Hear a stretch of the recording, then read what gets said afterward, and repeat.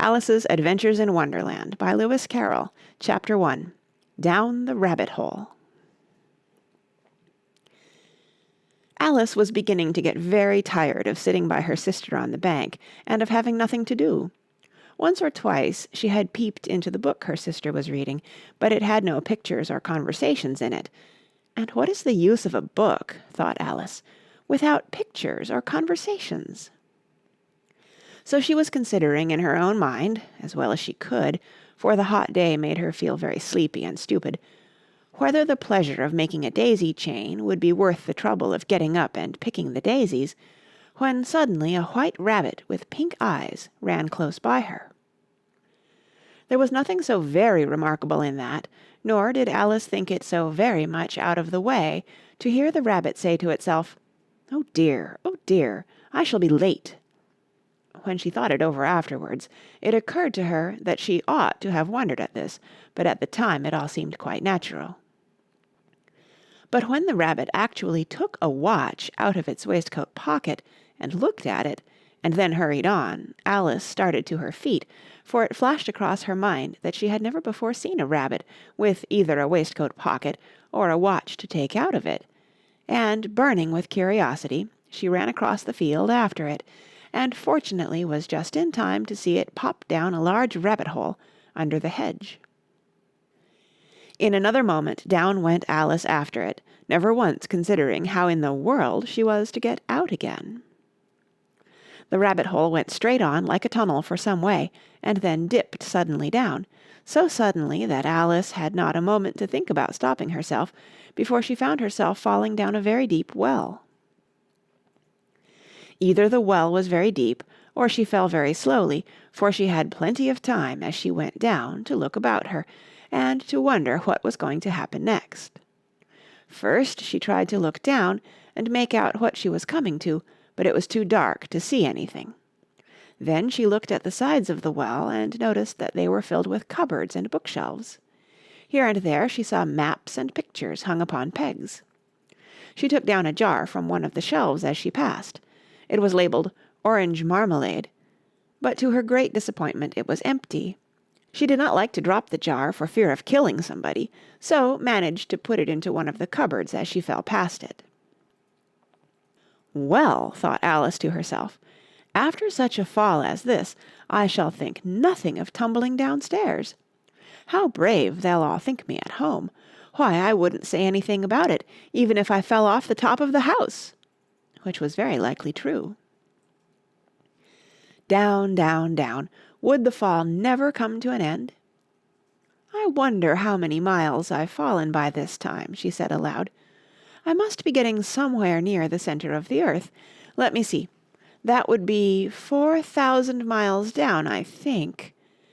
For, you see, Alice had learnt several things of this sort in her lessons in the schoolroom, and though this was not a very good opportunity for showing off her knowledge, as there was no one to listen to her, still it was good practice to say it over. Yes, that's about the right distance, but then I wonder what latitude or longitude I've got to. Alice had no idea what latitude was, or longitude either, but thought they were nice grand words to say. Presently she began again. I wonder if I shall fall right through the earth. How funny it'll seem to come out among the people that walk with their heads downward. The antipathies, I think. She was rather glad there was no one listening this time, as it didn't sound at all the right word. But I shall have to ask them what the name of the country is, you know. Please, ma'am, is this New Zealand or Australia? And she tried to curtsy as she spoke. Fancy curtsying as you're falling through the air. Do you think you could manage it? And what an ignorant little girl she'll think me for asking. No, it'll never do to ask. Perhaps I shall see it written up somewhere. Down, down, down. There was nothing else to do, so Alice soon began talking again. Dinah'll miss me very much tonight, I should think. Dinah was the cat. I hope they'll remember her saucer of milk at tea time. Dinah, my dear, I wish you were down here with me. There are no mice in the air, I'm afraid, but you might catch a bat, and that's very like a mouse, you know. But do cats eat bats, I wonder?" And here Alice began to get rather sleepy, and went on saying to herself in a dreamy sort of way, "Do cats eat bats? Do cats eat bats?" And sometimes, "Do bats eat cats?" For, you see, as she couldn't answer either question, it didn't much matter which way she put it. She felt that she was dozing off, and had just begun to dream that she was walking hand in hand with Dinah, and saying to her very earnestly, "Now, Dinah, tell me the truth. Did you ever eat a bat?" When suddenly, thump, thump, down she came upon a heap of sticks and dry leaves, and the fall was over. Alice was not a bit hurt, and she jumped up onto her feet in a moment. She looked up, but it was all dark overhead. Before her was another long passage, and the White Rabbit was still in sight, hurrying down it. There was not a moment to be lost. Away went Alice like the wind, and was just in time to hear it say, as it turned a corner, "Oh, my ears and whiskers, how late it's getting!"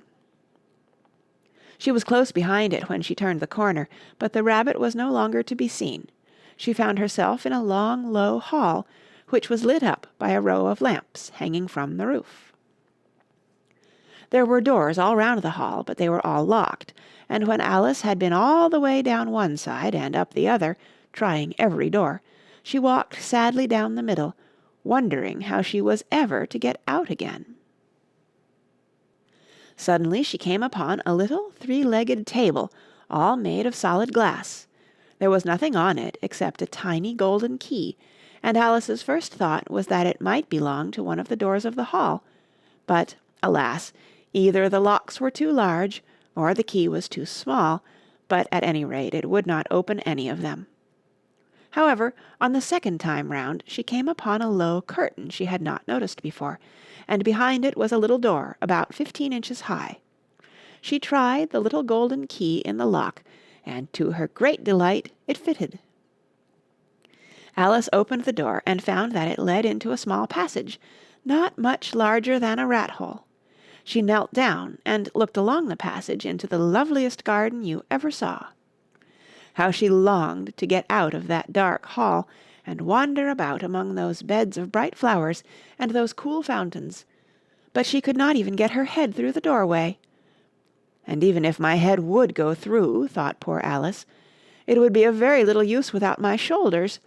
Oh, how I wish I could shut up like a telescope. I think I could, if I only knew how to begin." For, you see, so many out-of-the-way things had happened lately that Alice had begun to think that very few things indeed were really impossible.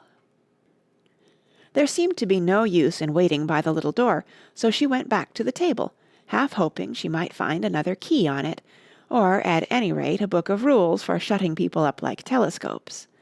This time she found a little bottle on it. "Which certainly was not here before," said Alice. And round the neck of the bottle was a paper label, with the words, "Drink me," beautifully printed on it in large letters. It was all very well to say, "Drink me," but the wise little Alice was not going to do that in a hurry. "No, I'll look first," she said, "and see whether it's marked poison or not."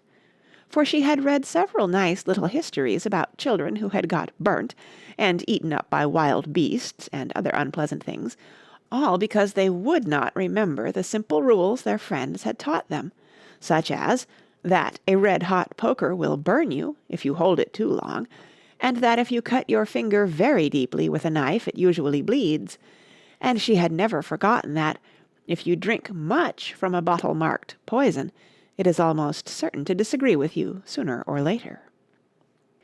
However, this bottle was not marked poison, so Alice ventured to taste it, and finding it very nice (it had, in fact, a sort of mixed flavour of cherry tart, custard, pineapple, roast turkey, toffee, and hot buttered toast), she very soon finished it off. "What a curious feeling," said Alice. "I must be shutting up like a telescope." And so it was indeed.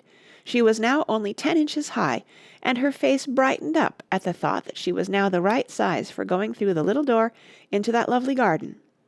First, however, she waited for a few minutes to see if she was going to shrink any further.